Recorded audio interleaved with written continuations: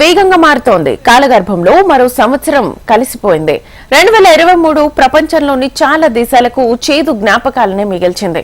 భారత్ మాత్రం ఈ ఏడాది ఓ వెలుగు వెలిగింది. ఇక 2023 ప్రారంభం నుంచి ప్రకృతి విపత్తులు, యుద్ధాలు, అంతర్యుద్ధాలతో పలు దేశాలు విలువిల్లాడిపోయాయి. ఈ ఏడాదిలో ప్రపంచం దృష్టిని ఆకర్షించిన ఈవెంట్లను ఇప్పుడు చూద్దాం. ఏడాది ప్రారంభంలోనే తుర్కియాలో భూకంప విలయం.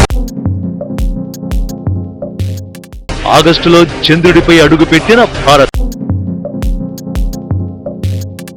అక్టోబర్లో హమాస్ ఇజ్రాయెల్ యుద్ధం షురు.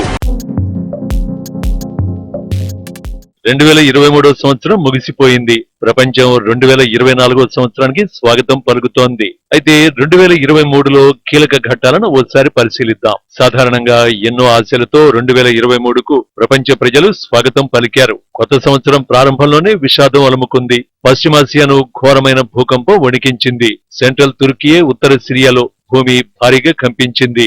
రెక్టర్ స్కేల్ పై 7.8 తీవ్రత నమోదైంది. ప్రజలకు ప్రాణాలతో బయటపడే అవకాశం ఇవ్వలేదు. ఇరు దేశాల్లో 1,60,000కు పైగా భవనాలు నేలమట్టమయ్యాయి. ఈ భవనాల శిథిలాల కింద పడి 44,000 మంది ప్రాణాలు కోల్పోయారు. సిరియాలో మరణాలను కలుపుకుంటే భూకంపం ధాటికి 50,000 మంది మరణించారు. ఇది 2023 భయంకరమైన ప్రారంభంగా చెప్పుకోవచ్చు. కానీ ఈ భూకంపం ప్రజలను, దేశాలను ఏకతాటిపైకి తెచ్చింది. ప్రపంచం నలుమూలల నుంచి సాయం వెల్లువెత్తింది. అలాగే భూకంప బాధితులకు మద్దతు సందేశాలు కూడా వచ్చాయి. నెలల తర్వాత తుర్కియాలోని నగరాలు నెమ్మదిగా కోలుకుంటున్నాయి. కానీ భూకంపం నాటి గాయాలు మాత్రం అక్కడి ప్రజల్లో ఇంకా మానలేదు. కానీ ఎంతటి గాయాన్నైనా కాలం మాన్చుతుంది. భవిష్యత్తులో భూకంపాలపై తుర్కియే మెరుగ్గా పనిచేస్తుందని ఆశించవచ్చు. నిజానికి తుర్కియే భూకంపంలో భారీగా ప్రజలు మృత్యువాత పడటానికి కారణం నాసిరకం భవనాలే. మార్చిలో కొత్త ప్రకంపనలు వచ్చాయి. అయితే ఆ ప్రకంపనలు సంగీత ప్రపంచంలో వచ్చాయి. మార్చి 17న టేలర్ స్విఫ్ట్ గ్లెండెల్ యుఎస్ ను తన సంగీతంతో హోరెత్తించింది. ఆమె సంగీతం ప్రజలను పిచ్చివాళ్ళని చేసింది. ఆమె నిర్వహించే మ్యూజిక్ షోలు కేవలం కచేరీలు కాదని స్పష్టంగా అర్థమైంది. టేలర్ స్విఫ్ట్ 24 నగరాల్లో 60 షోలు నిర్వహించింది. ప్రతి షో హౌస్ఫుల్ కలెక్షన్లు రాబట్టింది. సియాటెల్లో పరిస్థితులు అదుపు తప్పాయి. ఆమె మ్యూజిక్ ను లైవ్ లో వినేందుకు ఏకంగా 70,000 మంది తరలి వచ్చారు. ఈ మ్యూజిక్ షో భూకంపాన్ని సృష్టించిందంటే అతిశయోక్తి కాదేమో. ఆమె మ్యూజిక్ చిన్నపాటి భూకంపాన్ని సృష్టించింది. రెక్టర్ స్కేల్ పై 2.3 తీవ్రతగా నమోదైంది. దాదాపు 43 లక్షల టికెట్లను విక్రయించింది.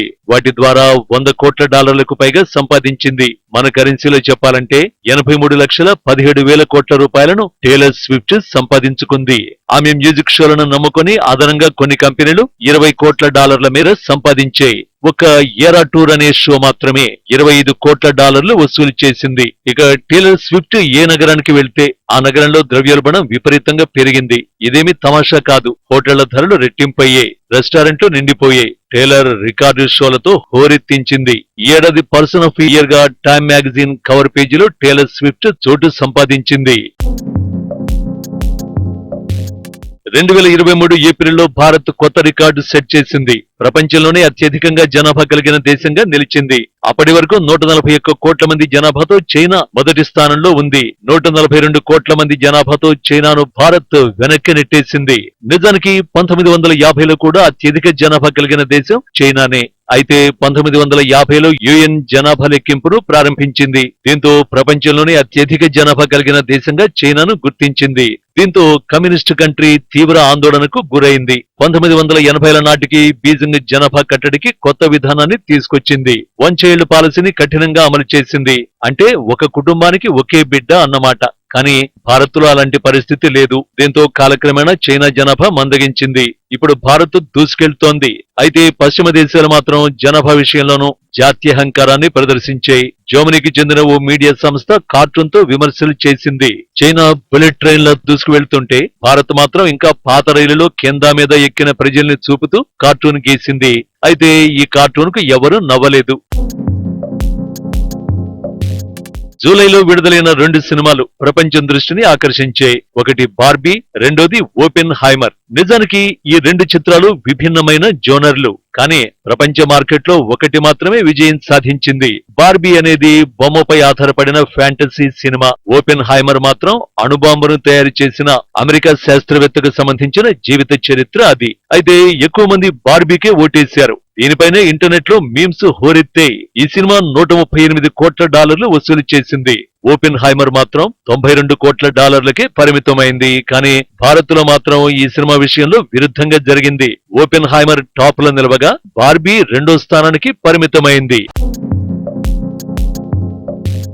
జూలై చివర్లో ప్రపంచ కుబేరుడు Tesla CEO Elon Musk social మీడియాలపై బాంబు వేశాడు. ట్విట్టర్ పేరును కాస్త ఎక్స్ గా మార్చాడు. పాత నీలిపిట్టను తరిమేసి దాని స్థానంలో ఎక్స్ ని తీసుకొచ్చాడు. నల్లని ఎక్స్ ని సింబల్ గా మార్చాడు. ఎలాన్ మస్క్ 2022లో ట్విట్టర్ ను $4,400 కోట్ల కొనుగోలు చేశాడు. అప్పటి నుంచి చాలా మార్పులు వచ్చాయి. చాలా ఫీచర్లు ఇప్పుడు పెయిడ్ రూపంలోకి మారాయి.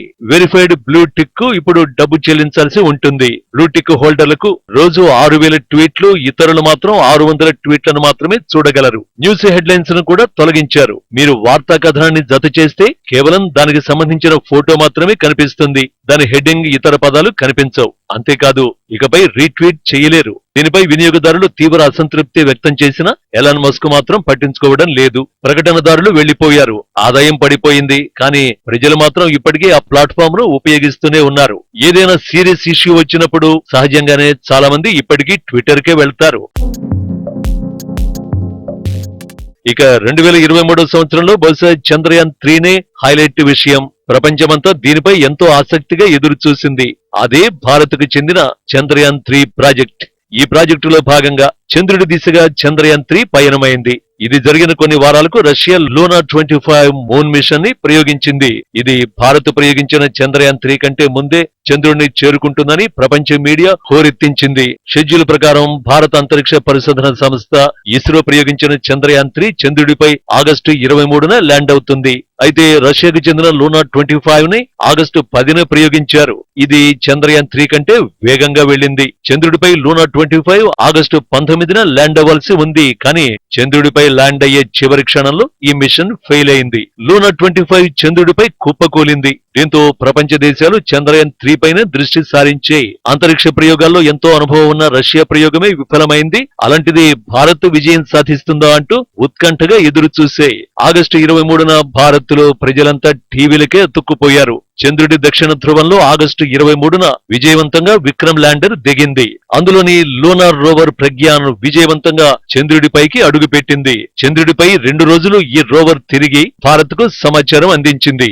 ఏ దేశము సాధించని అద్భుత విజయాన్ని ఇస్రో సాధించింది.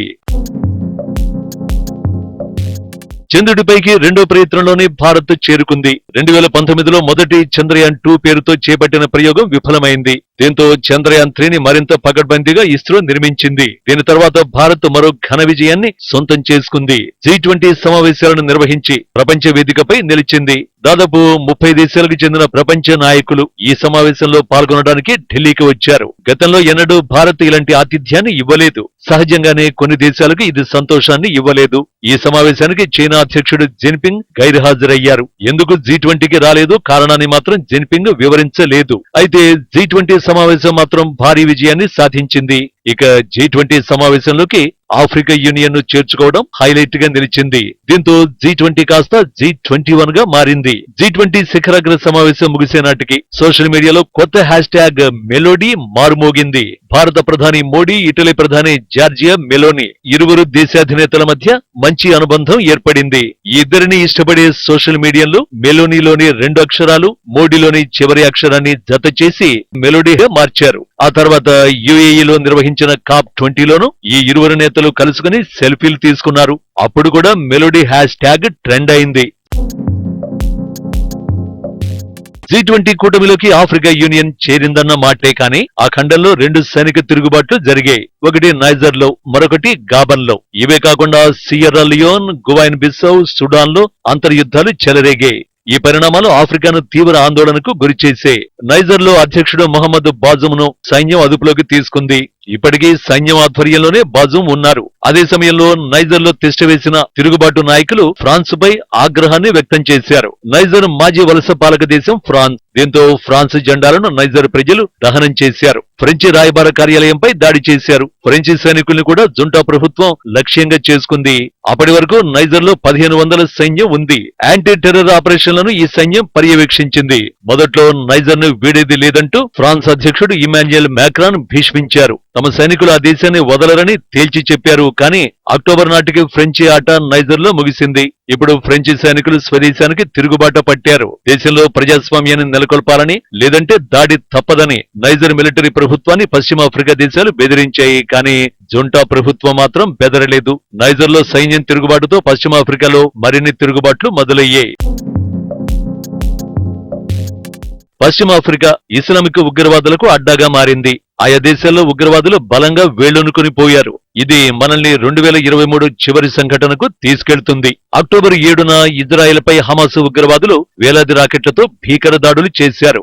ఇజ్రాయెల్లోకి ప్రవేశించారు. 1200 మంది అమాయక ఇజ్రాయేలీయులను హతమార్చారు. హమాస్ చేతిలో ప్రాణాలు కోల్పోయిన వారిలో చిన్నారులు, మహిళలు, వృద్ధులు ఉన్నారు. మహిళలపై అత్యంత క్రూరంగా హమాస్ ఉగ్రవాదులు లైంగిక దాడులకు పాల్పడ్డారు. అంతేకాదు 200 మందికి పైగా ఇజ్రాయెల్ పౌరుల్ని హమాస్ బందీలుగా పట్టుకుంది. ఈ ఘటనతో ప్రపంచం ఉలిక్కిపడింది. పాశ్చాత్య నాయకులంతా ఇజ్రాయెల్ కు అండగా నిలిచారు. హమాస్ దాడిని క్రూరమైనదిగా అభివర్ణించారు. ఈ ఘటనపై ఇజ్రాయెల్ సీరియస్ గా రెస్పాండ్ అయింది. అక్టోబర్ 8న ఇజ్రాయెల్ యుద్ధం ప్రారంభించింది. నెతన్యాహు లక్ష్యాలు స్పష్టంగా తెలిసాయి. అతడు విజయం కోసం యత్నించడం లేదు, ప్రతీకారం కోసం చూస్తున్నాడు. గాజాపై హమాస్ ను అంతం చేసే వరకు యుద్ధాన్ని ఆపేది లేదని తేల్చి చెప్పేశారు. అయితే ఈ యుద్ధం ప్రారంభించిన కొన్నాళ్లకే పరిస్థితులు మారిపోయాయి. గాజాపై జరిగిన దాడుల్లో 20,000 మందికి పైగా పాలస్తీనియన్లు మరణించారు. వారిలో 40% మంది చిన్నారులున్నారు. గాజా మొత్తం స్థానభ్రంశం చెందింది. భారత్ తో సహా 150కి పైగా దేశాలు కాల్పులను విరమించాలని పిలుపునిచ్చాయి. ఇజ్రాయిల్ మాత్రం వెనక్కి తగ్గడం లేదు. హమాస్ ను అంతం చేయడమే లక్ష్యమని చెబుతోంది.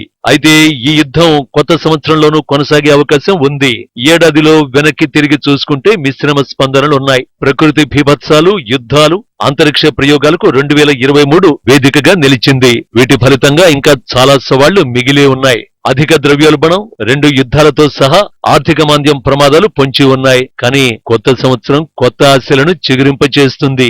కొత్త సంవత్సరం మునుపటి సంవత్సరం కంటే మెరుగ్గా ఉంటుందని ఆశిద్దాం.